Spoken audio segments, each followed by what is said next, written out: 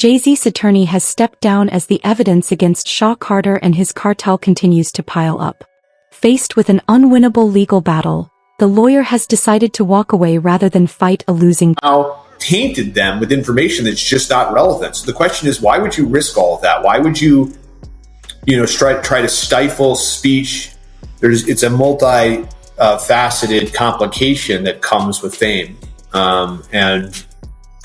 The judge presiding over the case of a woman who alleges she was raped by Jay-Z and Diddy at the age of 13 has reprimanded Jay-Z's attorney for inappropriate conduct. Judge Annalisa Torres issued a written order criticizing lawyer Alex Spiro for his aggressive legal tactics and inflammatory language toward the plaintiff's attorney, Tony Busby, and his client. Spiro is currently seeking to be fully cleared of all of this in the coming days. Almost nothing that she says has checked out because this never happened. This in the wake of our interview with a 38-year-old mother from Alabama who accuses Jay-Z, whose real name is Sean Carter, and Sean Diddy Combs of raping her when she was 13 years old.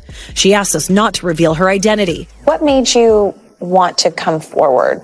Because I think that I've been quiet long enough. She says that she might have some facts wrong, but that she says the incident happened. What do you say to that? Anybody, when they make up a claim, they can just keep repeating it and getting it right. But you never get the details right. And what happened during her interview. Spiro, who has been representing Jay-Z for approximately 3 weeks, previously requested that the Alabama woman, currently identified as Jane Doe to protect her anonymity, disclose her identity to the judge. However, Judge Annalisa Torres ruled that she may remain anonymous for now, though she might be required to reveal her name later in the proceedings. What's interesting, though, is that nearly a year ago, someone alleged that... Y'all see this picture of Jay-Z with Aaliyah when she was underage? Yeah, I forgot about Jay, huh? We only know about Damon Dash messing with Aaliyah and R. Kelly. But that ain't the only one that Jay had when she was underage. Yeah, remember Fox Brown and Jay. Ain't no woman like the one I got. No one could love you better. Before that song came out, we used to hear it. I used to tell shit. I was like, woo, that shit. Him and Mystical, those were two songs that were hot. That it took like a year before it got, well, I'll say to the West Coast. I don't know if they were beating it up on the East Coast. But on the West Coast, it took like a year before those songs came out. And then Nelly's song with the Link St. Louis text. But I'm just saying all that to say, Boxy was young then as well. And so, all of these guys and the underage young ladies was running rapid in the 90s. And so,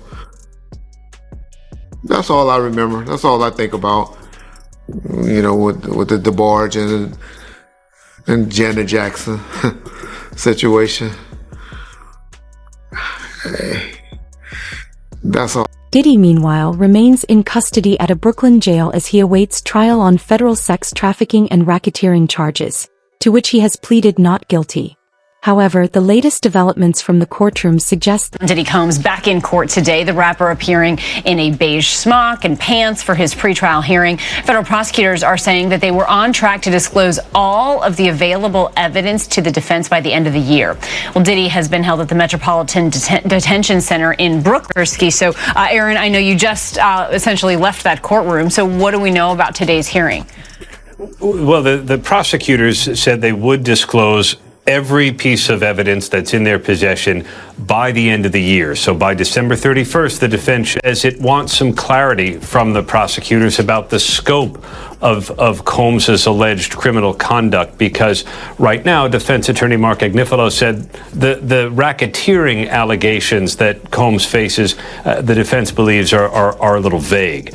Beyond that, Kana, the trial is on, and if there are going to be any additional, prosecutors today did not tip their hand. Diddy is also facing multiple sexual assault lawsuits, many of which have been filed by attorney Tony Busby, who represents over 150 individuals, both men and women, alleging sexual abuse and exploitation at his hands.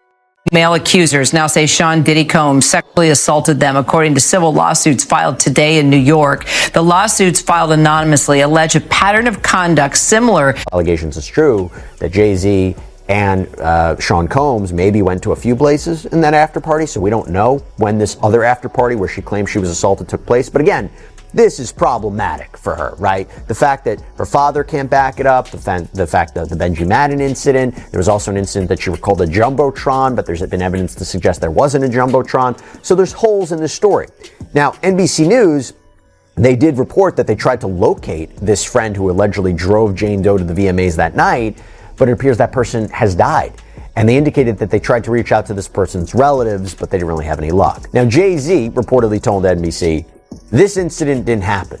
And he says, look, but Tony Busby filed it in court anyway. He doubled down in the press, adding, true justice is coming. We fight from victory, not for victory. This was over before it began. This 1-800 lawyer doesn't realize it yet, but soon. Again, referencing Tony Busby. So Busby released a statement defending himself, saying, look, Jane Doe's case, it was referred to me by another firm.